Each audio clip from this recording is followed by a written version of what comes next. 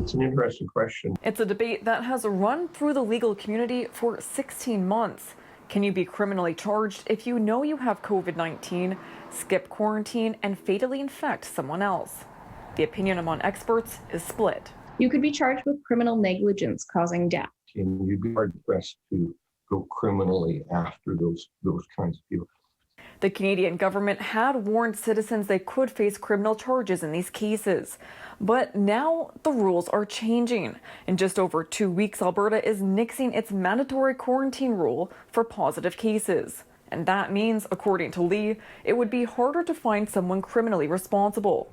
But civil law still comes into play. With the isolation order being rescinded, you're most likely to be found liable in a civil case because what has to be proven is much lower and your obligations to other people are in some respects higher. King says Alberta's new protocols would make it harder to argue in civil court too. I don't know how you would then apply a civil standard of gross negligence when there are no rules out there.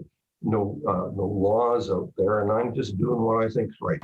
But Lee says the province's new rules do not open the door to people deciding to not get tested and pleading ignorance. The failure to get tested when they were symptomatic, or the failure to get tested even having a close contact with somebody who was positive for COVID-19 could amount to essentially a form of negligence in and of itself. But King says the law shouldn't be at the center in public health discussions. Bottom line is, we shouldn't be rushing to use laws, to criminal law in particular, to try and get people to follow the COVID-19 protocols. Even if you aren't required to test yourself, and even if you aren't required to isolate, it's very important to protect yourself and to protect others, not just from the spread of COVID, but also from legal liability and possible criminal charges, to stay at home, get tested, and follow common sense.